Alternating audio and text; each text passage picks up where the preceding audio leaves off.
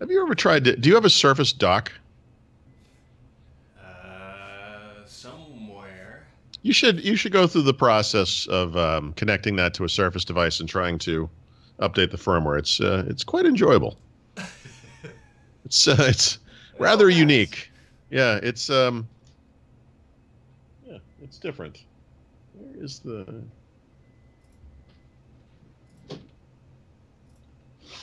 What would happen if I connect this to it? It's a really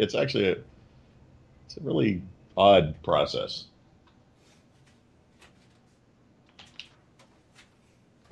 Let's see what happens here. Pretty sure I could say the same thing about you.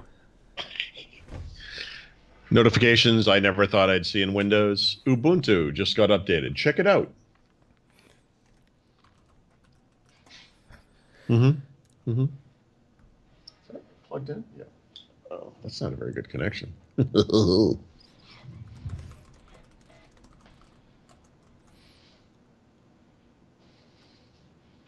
Does the Surface software have anything to do with Surface Talk? I bet it doesn't.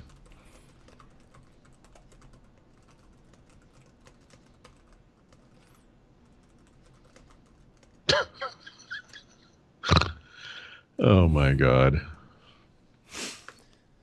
Hold on.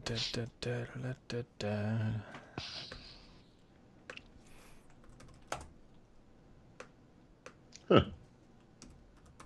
If people on the outside world could let us know if the audio is hopefully. You know what? I just hope it's terrible today and people complain.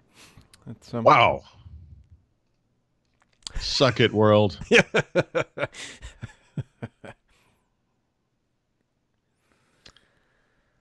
Oh, kumbaya, my peoples.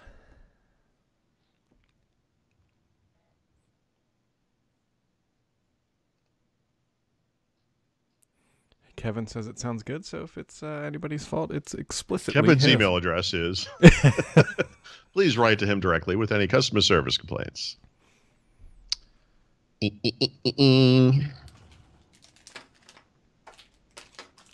You ready here, Paul? Yeah. Oh, I clicked off the thing. You're amazing.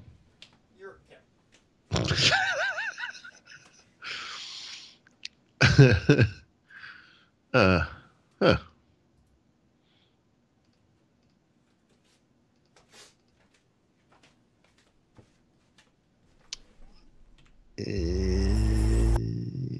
Sorry.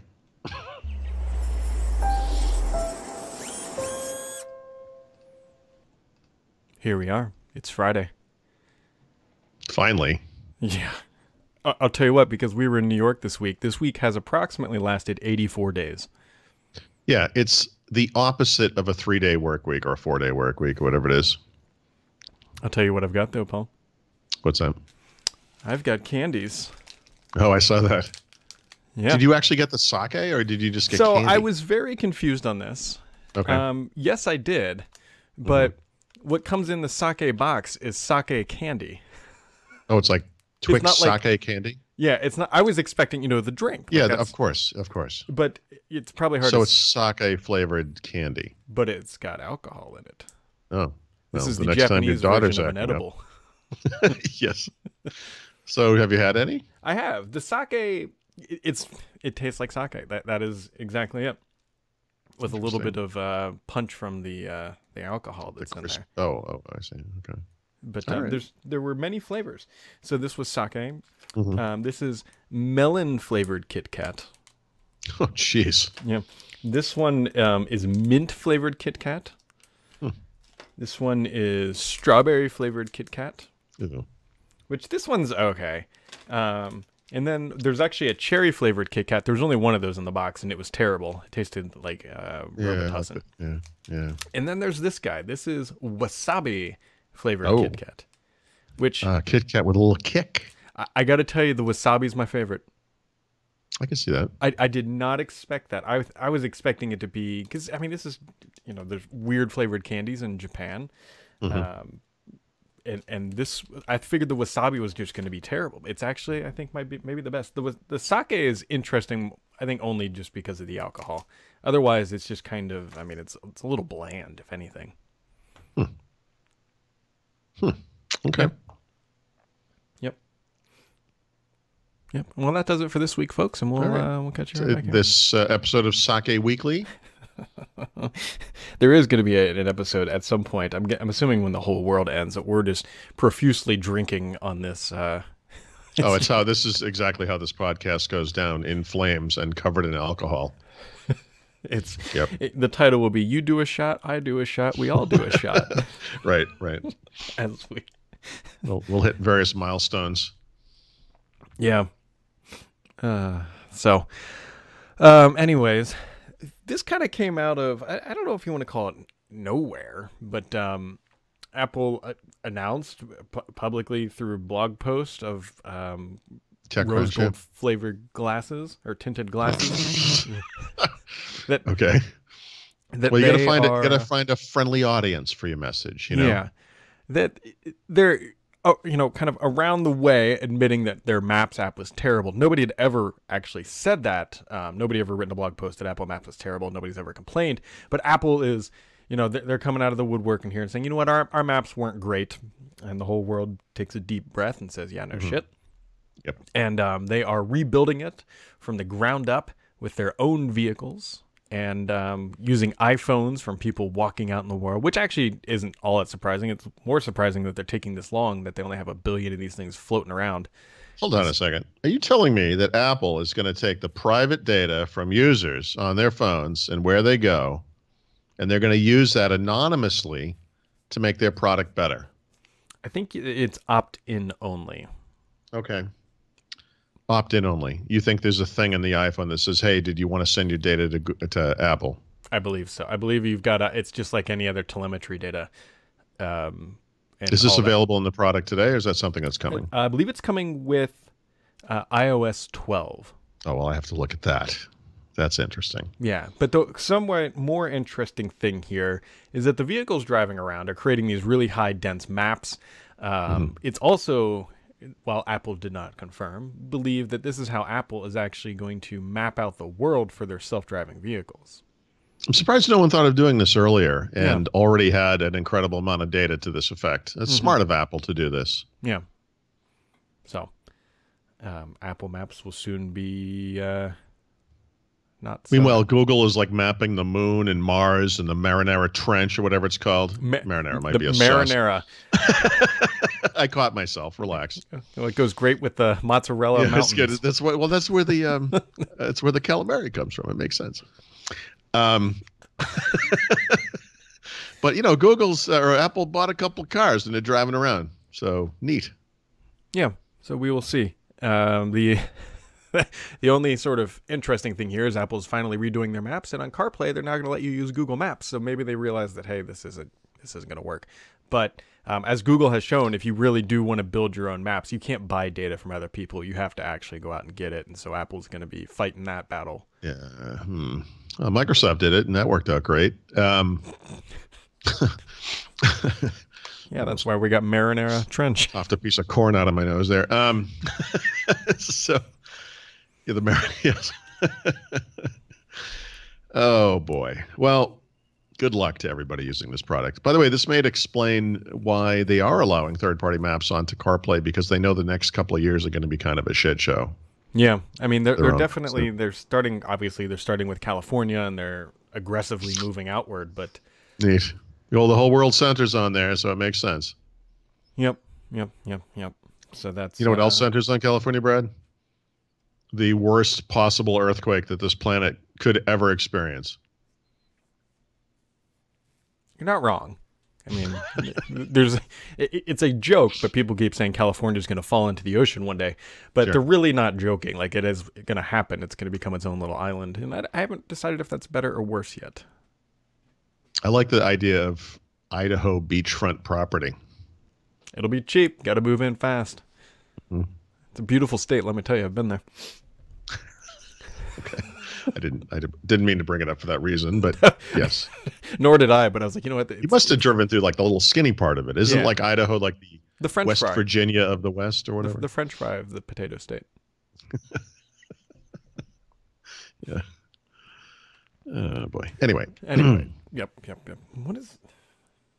I got my hair cut today, and Yep. Things are falling out of your head. yeah, and I think that they're like brain cells. I was gonna say stem cells, but that'd be even worse. Uh,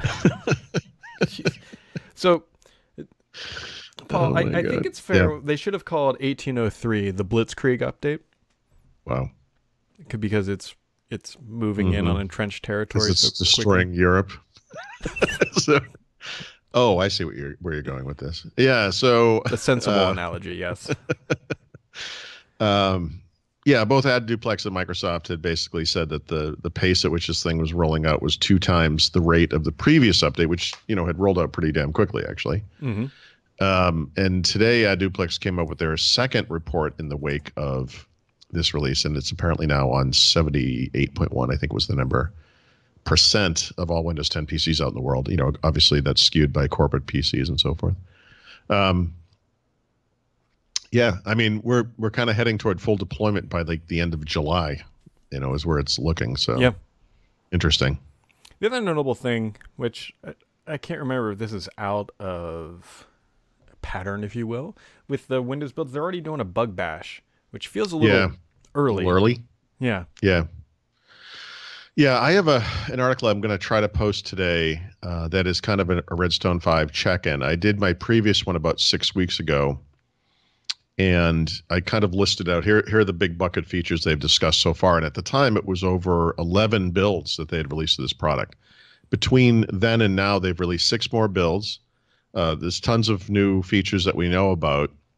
None of them are particularly major, obviously. I mean, that's kind of one of the more interesting things with this release, especially since they've canceled sets.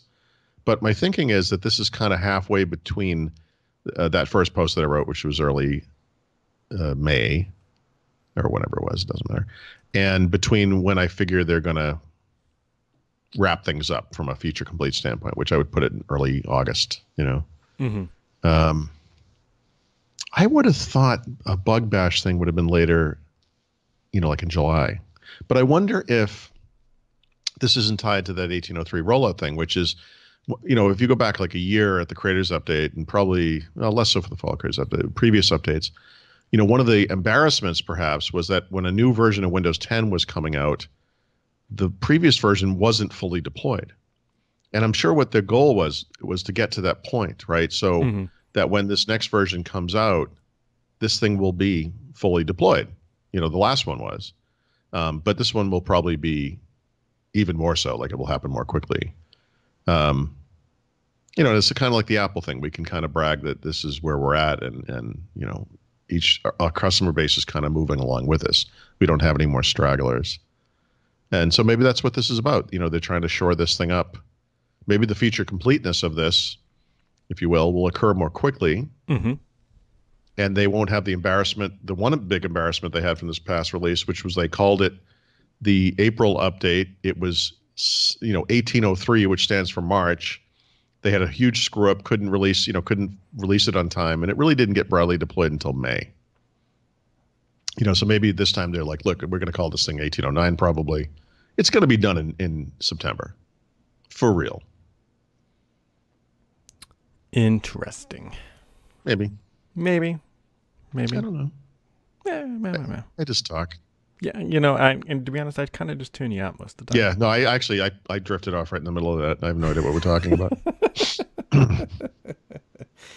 Oh,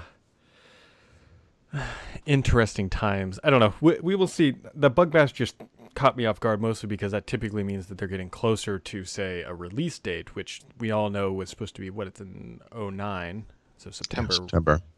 But that's like an art. You don't call it this, but like that's RTM. Like this is we're delivering the code. PC makers have got it. They can start put it in their products. I think they want to be ahead of schedule this year. This release. I think they were embarrassed by what happened last time. They've obviously sped up the deployment. I think they want this one to go out the door more quickly, and that will be considered a big success. Which it is. It would be. Yeah. So we will see. We will see. I mean, there's nothing. They haven't really announced any large features. I mean, the only thing they've really announced, to be honest, is that they're taking some stuff away at this point. Yeah. I mean, there's no timeline. There's no my people. There's no timelines in it. There's no sets. Right, but I mean, there's no like timeline level like I got you. grandeur feature. That's right. Yeah, that's true. Of this release. So we shall see. We shall see. Well, folks, one of the things we do here on Friday, and if I wouldn't punch my mic, that'd probably be helpful, is we take a look back at some of the comments, and there's actually two that I want to call out. One's a forum post, but one's a comment. The first one comes on Microsoft delaying sets, which we just talked about. Comes from Greg Edwards. He says, I'm fine with this. Honestly, I'm still not entirely convinced that sets even make sense as a UI construct within the current Windows paradigm. It's simply a way to group like Windows so you can resize them together. Basically nothing you couldn't already do with the existing taskbar and multiple desktops. Am I missing something other than nuance and it makes this a must-have feature? And I kind of tend to agree with him. Yeah, somebody asked this in the Ask Paul thing I do on Fridays, and I had a similar response, which was, the way that I work, I don't want everything to be tabs, for one thing. I just don't prefer that.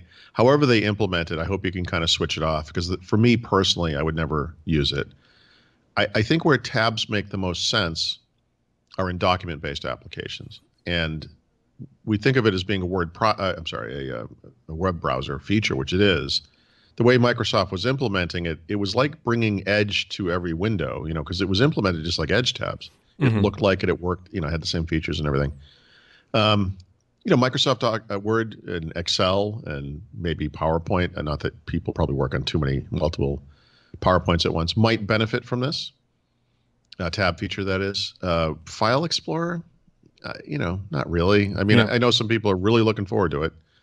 I don't quite see the benefit of that personally. I prefer to have multiple windows. I like to work with things side by side, and I like the naturalness of alt-tabbing between applications. So I don't know. I mean, everyone's different. I get that. I think the one thing I did put in my response, and I should mention it here too, is the presence of sets never bothered me. Yeah. Me not using it doesn't hurt me, or it being there doesn't hurt me because I'm not using it.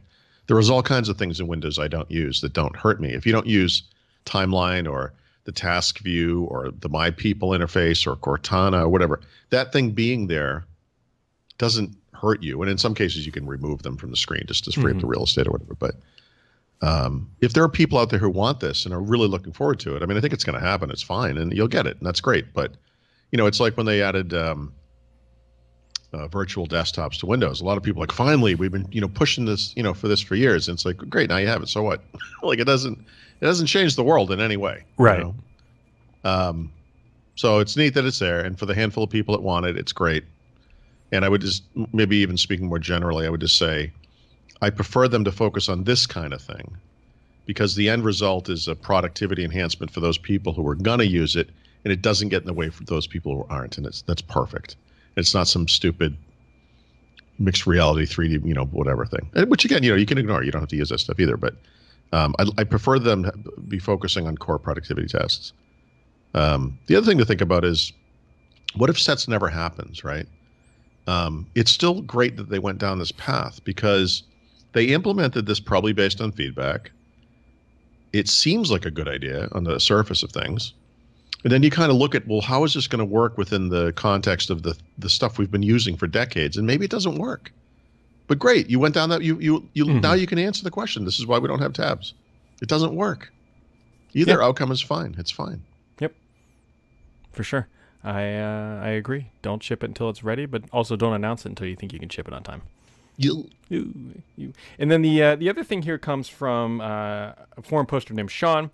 He wrote up a 1 year later first impressions of his Surface laptop. I definitely think it's a good read. It's somebody who clearly has been using this device. It's not Paul or I, and he just kind of gives his genuine feedback of the device. I think it's good. I chimed in on that because I really appreciated seeing it. I don't know what blog this is on, and I'm not trying to out anybody, but some tech blog published a 1 year later with the Surface laptop, and of course what they show is like this Cheetos stained Alcantara keyboard rest area, and it's like, Microsoft said this is going to be durable, and I'm not a particularly dirty person, and it's like, really?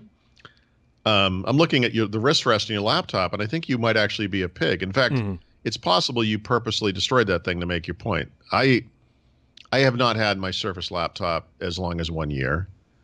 I have not used it daily. And so I read that and I thought, I don't think this is right, but I can't respond. My experience with this is not enough for me to counter what that guy wrote. So I have my opinions about it, but who cares? Everyone has opinions.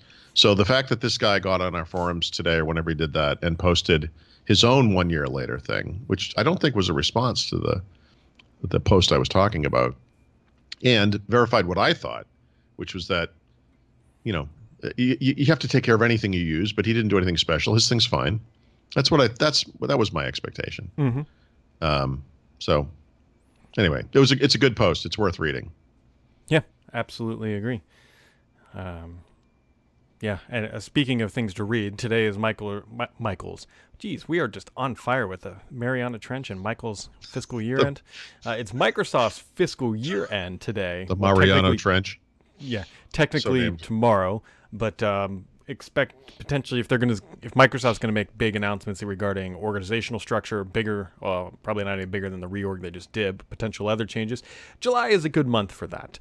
And then we also have Inspire coming up, but I can tell you next week, Paul, is probably going to be pretty much a snooze fest because on Wednesday, we Americans are going to be lighting off fireworks.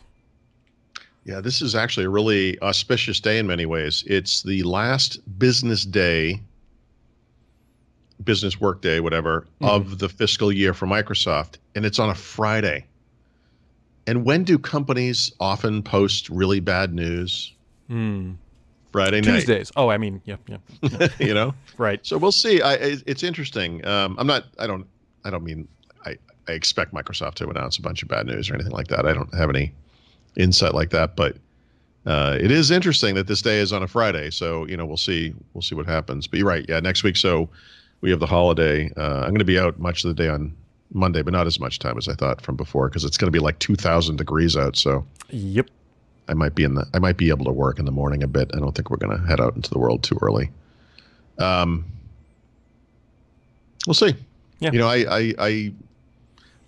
I do think that I do think there's going to be some kind of a layoff component to the reorg that Microsoft announced back in, when was that? Late March, early April, whenever that was. I don't know. Would that fall now or does that wait for July? I can't remember how that works. July, probably. No, actually. I don't know. Maybe we're sitting on a ticking time bomb here. I think we always are. All right. So, yep. Next week should be slow. Paul and I will figure out we're definitely not podcasting on Wednesday. Are you going to be around Monday to do it? So what I was going to do, I've got friends who are visiting. They're arriving today. And what we we threw them a schedule. They agreed to everything. And now that we've seen how hot it's going to be, we kind of we reset on that. And so when they get here, I'm going to talk with them. So I'll know before then. But I think I will be able to do it Monday. Okay. Worst case, I might just see if we can do it earlier, just to get it in. But yeah, I think I'll be able to do it. I think so. Well, fun. All right, everybody. Well, thanks for tuning in for the live show today. We should probably be back on Monday, as Paul gave us a real solid answer there. And have yourselves a wonderful weekend, and we'll catch you right back here next time. Well, the deal with Monday is something big could happen, right, tonight or something. So it may behoove us to do a show. So we'll see. I believe I'll be able to do it. I might have to see if we can do it a little earlier, if that's okay. Yeah, I'd like to go golfing next week because my wife is off work on Monday, which means I'm probably not working. Okay. So, well, the other option would be I could just do it from wherever we are on my phone. So middle of a cornfield. I'm not going to like Timbuktu or anything. I'm going to be around here, right? So. We can do something. Gravy. All right. I'll catch you later. All right. Bye.